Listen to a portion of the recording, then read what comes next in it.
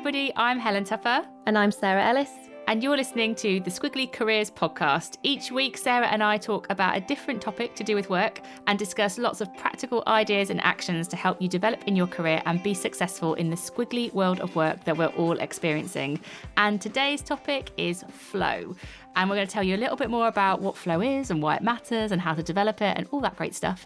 But before we do that, just want to let you know that if you do enjoy this episode and if it's a topic that maybe you'd like to learn a bit more about or go a bit deeper, every week Sarah and I do Pod Plus. So it happens on the Thursday. So this episode, it'll be Thursday the 30th of July. And Sarah will be doing that one because I'm actually going to be on holiday. But outrageous. Sarah, I know, How dare you? Flow. How'd you go on flow, Helen? I go on holiday and leave Sarah to do it.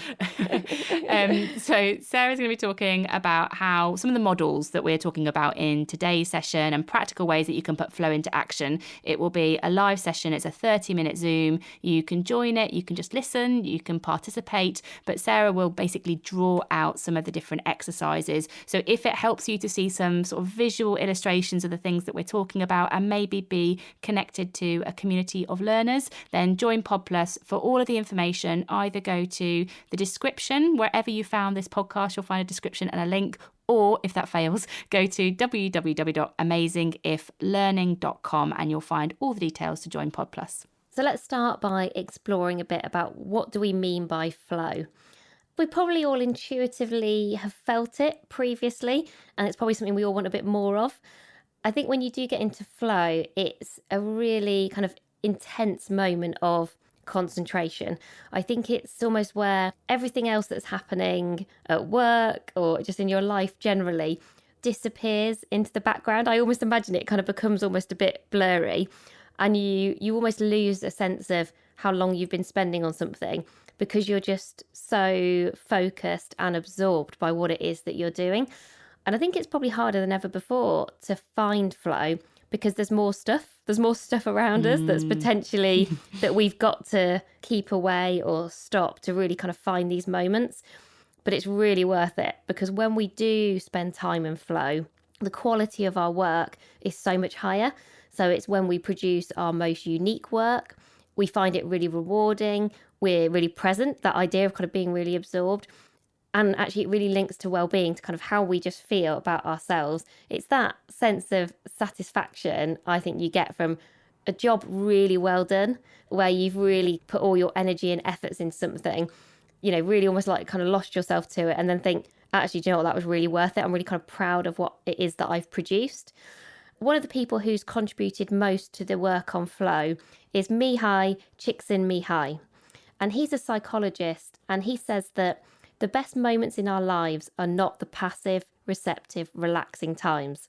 The best moments usually occur if a person's body or mind is stretched to its limits in a voluntary effort to accomplish something difficult and worthwhile. So this is definitely not something that's easy, and it's not something that we will probably ever have all of the time, but it is something that when we kind of get it, I think it's when we find significance and meaning in the work that we do, which is something I think most of us are looking for. And so today's episode, we're going to talk through two things. First of all, we're going to start by talking about Miahly's 8 characteristics of flow. So to really give you an overview of his thinking, his research and work and set the context. And I think that's really helpful kind of framing for today's conversation. And then we're going to share 4 very practical ways to help you find your flow at work. So I'm going to talk through the 8 characteristics of flow so that you can get an idea of all the different things that contribute to being in this state of flow. So the first one is having complete concentration on a task. So where you haven't got distractions, you're not multitasking. I find that quite hard, but you are like in the zone. You're doing one thing, completely concentrated on that task. So the second thing is that you've got clear goals. So you sort of know why you're focusing on that task and what the outcome of you focusing on it is. So for example, Sarah and I might focus for a day on writing a chapter of a book. And we know that that's the thing that we get at the end of that. You also have the reward in mind. So we think, oh, it's something that I can send off to my editor and she'll give me some smiley faces, if she's listening, a smiley faces on that chapter. And that you get as close as possible to immediate feedback. So you get this loop going where you've got goal, reward, feedback, goal, reward, feedback. So that's a big part of flow. The third thing, being in a characteristic, a state of flow, is that time is transformed, which sounds like magical, this flow state. But it's that thing that Sarah's talking about where things get a bit blurry. So maybe it feels like it's speeding up. Maybe you sat down at your desk at 9 o'clock and before you know it, it's lunch. Or maybe it feels like everything's slowed down, it's got calmer and you can just focus and maybe you've got more control of how time is passing. But flow has sort of like a transformative effect on how you spend time. The fourth is that the thing that you're doing when you're in flow, it feels intrinsically rewarding. You love doing it. You feel passionate. You feel like you've learned and developed. Whatever that reward thing is for you, you feel it internally. It gives you that kind of warm, fuzzy, my time has been well spent feeling. The fifth thing, a characteristic of flow, is that it feels effortless and easy. Now, I find this quite interesting because when Sarah talked about Miahly's definition, and it's like its mind's being stretched to its limits to accomplish something difficult, I find it quite interesting that he says that as a definition, but he also says that it's effortless and easy. So that's one of the ones that I kind of go, ooh, I don't know if my mind being stretched to its limit in a voluntary effort always feels easy. But apparently when we do things that maybe it's because they come to us naturally and we enjoy them, maybe it feels a bit easier than struggling over something that we don't have a natural talent in. Not sure. That's the fifth one. The sixth is that there is a balance between it being challenging and it being a skill.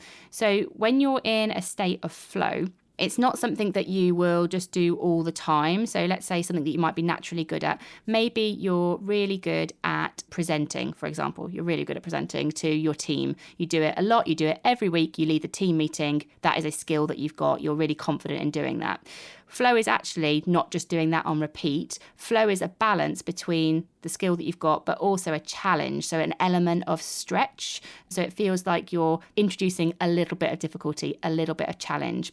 The seventh thing is where action and awareness is merged. So seventh characteristic, action and awareness is merged. And what that means is that you don't ruminate. So you don't worry. You're not thinking about what other people are thinking about you. So if I go to the example of writing a book chapter, for example, something that would be counter to flow would be if every time I start typing out a sentence, I think, oh, what would Sarah think about this? Or is this what my editor's going to think? You know, I'm ruminating on what other people are thinking. Whereas actually, if I'm taking action and I'm kind of aware of what I'm doing and I'm staying very present, then that's something that contributes towards flow. And the eighth characteristic, if you're not already too overwhelmed, we will break these down shortly. But the eighth characteristic is that you feel like you've got control over the task. So again, if Sarah was trying to micromanage me, which she does all the time, everybody, I need a squiggly career support group. I'm joking. But if Sarah was trying to micromanage me, then I wouldn't feel like I had control. And actually, when you're in flow, it's about you choosing to do the thing that you're doing. You're enjoying it. You're being deliberate about your time. You're being deliberate about your efforts because you want to do it. And so that element of control is an important aspect of it. So Sarah, I think they're interesting characteristics, but there's quite a lot of detail in them. What are your reflections having heard me talk through them? I think the one area that stands out for me where there's potentially some tension, or I'd want to explore it a bit further, is this idea, and you kind of mentioned it, around ease and easy. And I wonder if there's a distinction between when we're doing something that is highly challenging, we're using our skills, we've got control over that task. It's perhaps not easy, but perhaps there is a sense of ease. It's us at our best.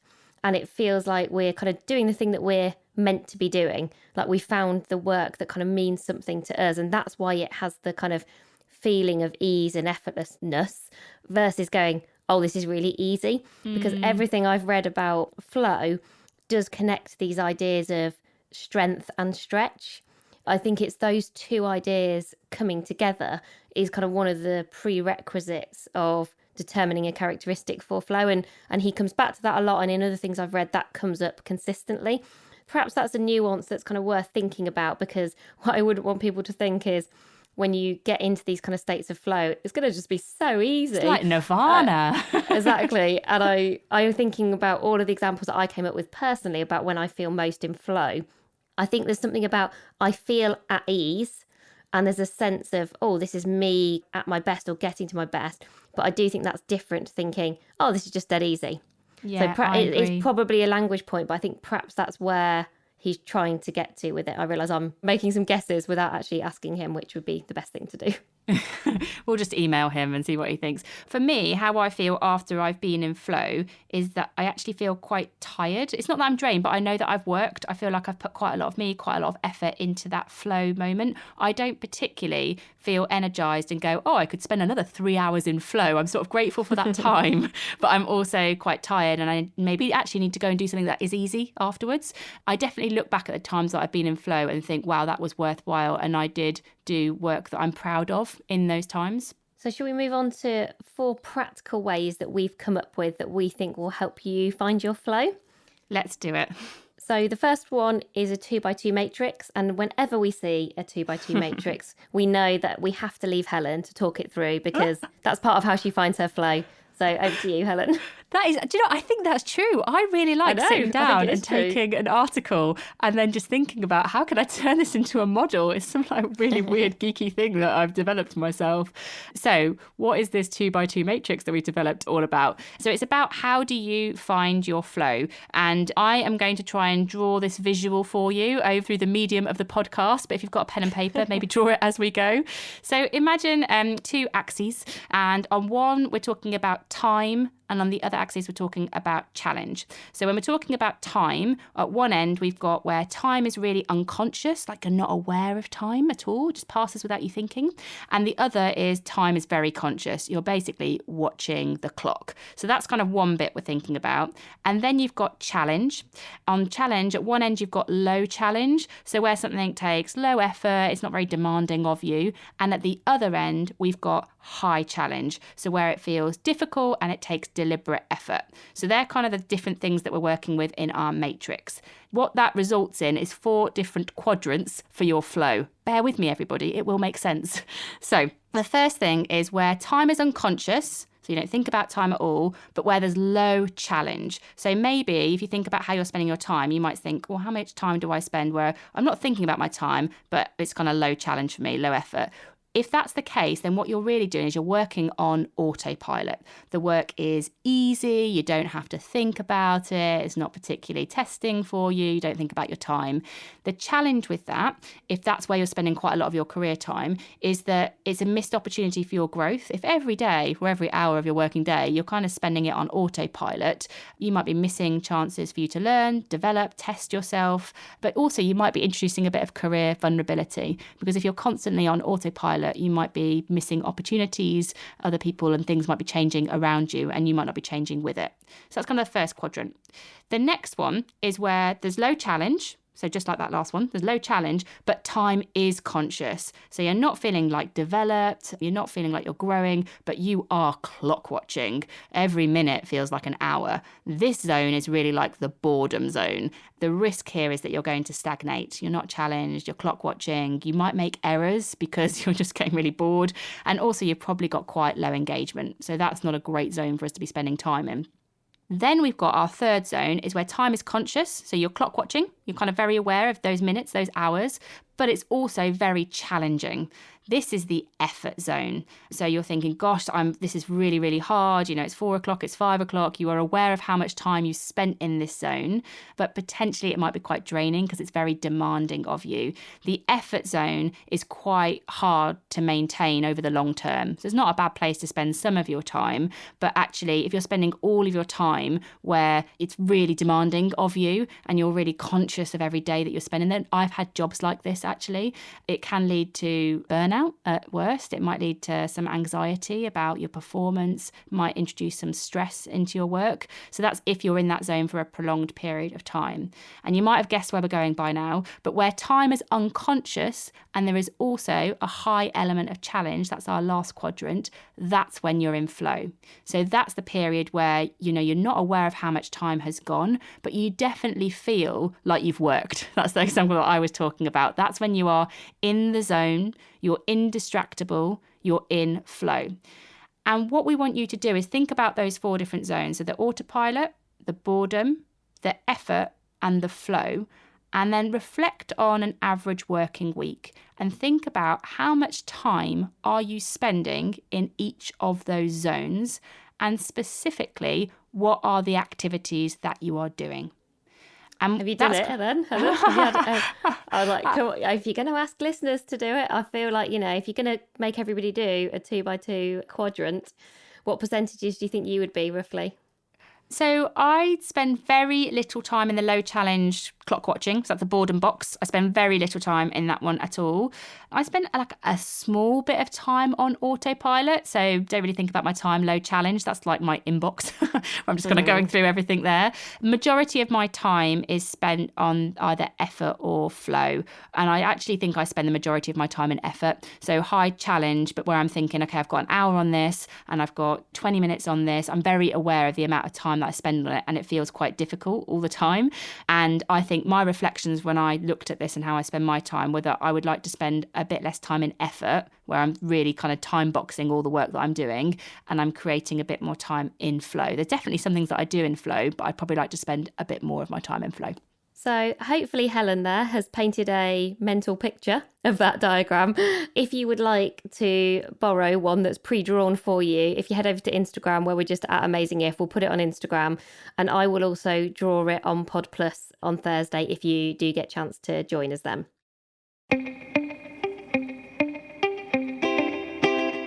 So action number 2, bit of a break from a framework, is really thinking about who you find flow with. And I find this interesting because I think it surprised me a bit. And I kind of assumed, I think, that flow was really an independent state. And it definitely is. So you can find flow kind of by yourself. But actually, the research shows that flow is more enjoyable when you're connected to other people. So when there's a shared state of flow where it's interdependent rather than independent. So this is really thinking about find the people who are passionate about the same things as you and think about what are the projects that you're working on at the moment within a team. We all work within teams really now. Very few people work solo all of the time. And think about where are our opportunities to find flow together? What might those projects be? So if you've done that 2x2 diagram, you might go, actually, I can see that there are 2 or 3 projects here that would really benefit from us kind of finding that state of flow. And then thinking about, okay, so what are some of the things that we might want to put in place? And we're going to talk about some extra ideas on this that could actually really help us to all do that. So I think here, this is really thinking about both your individual flow opportunities and your collective flow opportunities. So do you know what they look like? And if you think, actually, there is some areas where I would like to find flow that perhaps don't fit with my day job or what I'm doing at the moment, think about where else you could discover that flow. So I was actually really reflecting on some volunteering that I did a couple of years ago with a group of people, none of whom I worked with in my day-to-day job. And what I was volunteering for was putting on some leadership events for a charity. So it wasn't related to my day-to-day either. I was working marketing at that time. And I definitely found a shared state of flow with that group of people. And going back to some of the characteristics that Helen talked about, we had got very clear tasks. We got a really clear goal that we all really shared. I remember working on that, and we'd often do it after work. And I would forget what time it was. So we'd meet up at like 6:30 and suddenly it'd be 9 o'clock. And I'd think, oh, I've only got one train before my train stopped running. I can recognise a lot of those characteristics in the work that we all did together. And it's interesting because we all still get on really well. And we often will reflect on that time and just go, I felt like it was all of us being at our collective best. But it wasn't easy. It was definitely still stretching and us all bringing our different kind of strengths together. So I think it's a really nice way to think about flow, not just about yourself, but also for the people around you. So let's move on to action number 3. And this is all about consciously creating your flow cycle. So earlier when we talked about those 8 characteristics, we mentioned the importance of having clear goals and rewards and feedback. And it's really about consciously building that into your work. So let's think about 4 different areas: goal plus action plus feedback plus reward. We're drawing a cycle here. That's the things that we want to get to. And so if you're trying to do this for yourself, think about it in the context of your week, finding flow in your week. The first thing you'd want to do is think, well, what's a goal that I want to achieve this week? And then you might say, okay, and what is one action I could take today that would help me to achieve it? The third area on feedback, you might say, well, how and from who could I get feedback?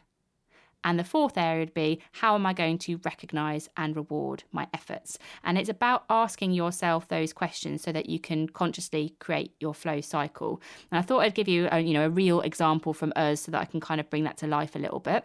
Relatively recently, we launched our online learning platform, amazingiflearning.com. And so I'll take that as my example. So a goal for me might be, this week, I'm going to create a new online course on amazingiflearning.com. That's my goal. The action I could take would be, today I'm going to get a first draft of what that course looks like so that I can share it with Sarah by the end of the day. The feedback would be, I'm going to ask Sarah to give me what's working well and what would be even better if feedback. And my reward might be, I'm going to have a night off tonight. I'm not going to look at my phone. I'm not going to look at my computer. As soon as I've sent that link to Sarah and asked for that feedback, I'm basically going to shut down until tomorrow and give myself a bit of a break. That might be a way that I could get some really great flow cycles in practice for my work in the working week. So then the fourth and final action, where I think we've been a little bit sneaky because there's basically 4 actions in number 4. So even more ideas. Are what you can do to trigger these states of flow. So we've talked about for yourself, for the people around you, how you kind of get these cycles going. And Kotler, who is a kind of management leadership researcher and academic, he's identified these 4 triggers. And what we've tried to do is take these triggers and think about, okay, so what's an action that you could take to make these triggers happen? So let's go through each of these 4. So the first one, which we've already talked about, is one flow trigger is social, is being together with a group where you enter a state of flow together. And actually, it's interesting. The example they give is a sports team. And when I think about flow initially, I went straight to team sports, those moments of where you're all absolutely trying to pursue the same thing together. And it's actually why I like team sports so much more than things kind of by myself. And I think the action and kind of the question that you could ask yourself is, who can you spend time with who will really help you to stay in flow? So this goes back to kind of the projects you might be working on in your day job, in your organisation, whether it's things you're doing kind of outside of work. But who almost can you aim to have this shared experience with? And you might even talk about it. You might even talk about, we're really passionate about this project or this goal.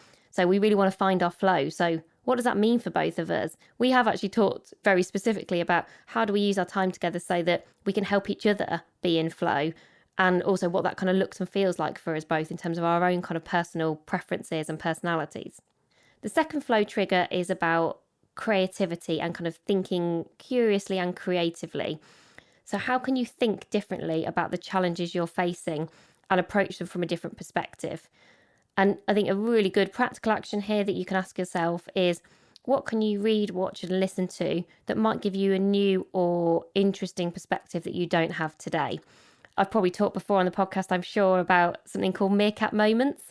Often meerkat moments are when you kind of pop your head up and you look outside of your world for ideas and inspiration. I am always amazed by, sometimes you can go really far away from what it is that you do, perhaps your discipline or your industry, to get really unique ideas or perspectives. You don't necessarily always connect the dots in that moment, but there's always kind of something in them. I always think there's always like a nugget of usefulness, even if you don't spot it straight away. And if that's something you're really interested in, I would really recommend following Adam Morgan, who's written a book called Beautiful Constraints. And there's some really good blogs and articles on their Eat Big Fish website. And we'll make sure those resources are in the links for today's episode.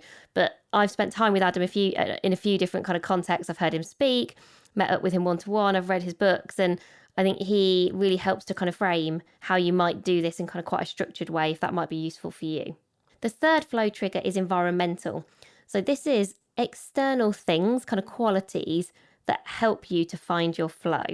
So almost like your physical environment, really thinking about and asking yourself, where can I spend time that's going to help me find my flow? So is it about moving to a different room in the house? When I'm trying to find flow, I do turn off everything. I turn off email. I don't actually have notifications on anyway. I turn off email. I turn off my phone. I might even put my phone in a different room. So I'm just not even kind of tempted to see, WhatsApp messages I've had in the last hour. I think this is giving yourself the best chance kind of possible of being kind of successful in finding that flow, and you're kind of minimizing distractions.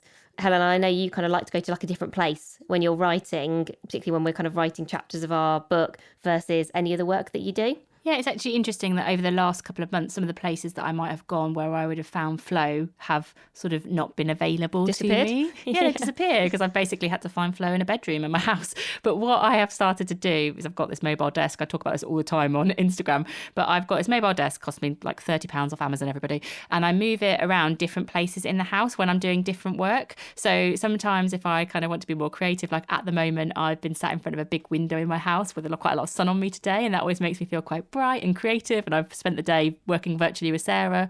Sometimes I go and work in a different room that's a little bit darker in my house, and that's quite a good one if I want to like get in the zone, because at the moment I can see people walking past and I sort of get distracted by what's outside. But if I want to be in the zone, I go in a different one. So I've replaced, I mean, it's not quite as nice as the places I used to go before where someone would bring me a cup of coffee and then I could get a nice biscuit. I have to go and get those for myself. But I've almost created zones within my house, and I have made my desk mobile so that I can sort of artificially create some of those different environments for myself. But it definitely has an impact on type of work that I prefer to do in different places. And then the fourth one is psychological triggers.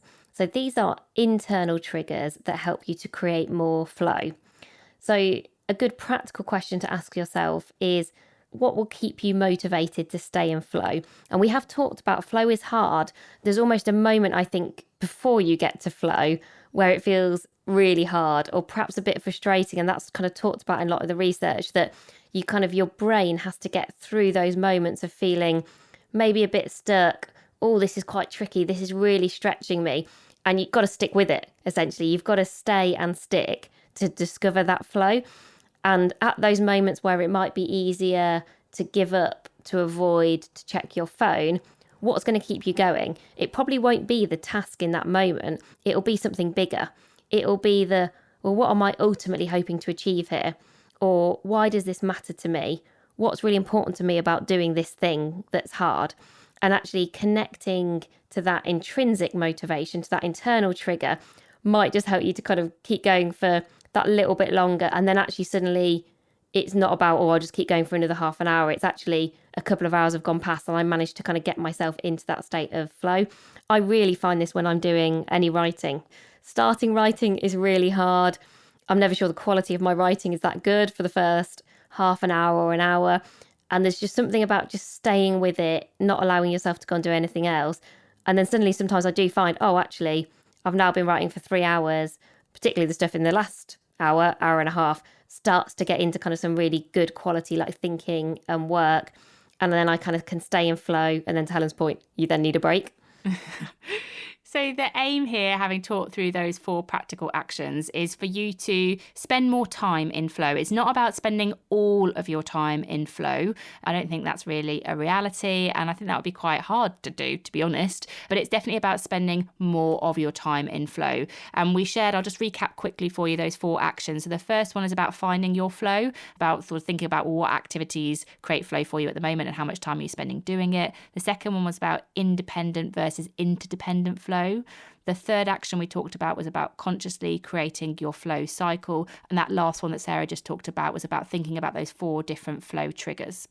So we hope that has been useful for you. It's given some things for you to think about. As Sarah said, if you do want that 2x2 matrix, if that would help you, then go to @AmazingIf on Instagram or join Pod Plus on Thursday.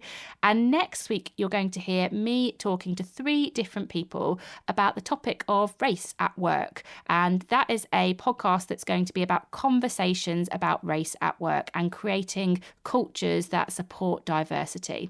The 3 people that I interview in that episode are Zara Mahmood. She's the campaign manager for race at Business in the Community. Vanessa Below, who is a diversity and belonging consultant, and Tolu Ferrento, who is the head of ethnicity and social mobility at Utopia. It's a really rich conversation. We talk about things like why conversations about race feel hard for people, how some of the language can be really helpful, but also sometimes can hinder some of the conversations we might want to have. how individuals and managers and leaders might all have different but equally valuable conversations about race, and then also what we need to do to create long-term cultural change. So it's a really big topic, but we tried to make it as practical as possible. So there are lots of insights. The guests all share different frameworks and charters and things that you can put into place. So we really hope that this is a podcast that you will listen to and it will support you taking action on this topic at work.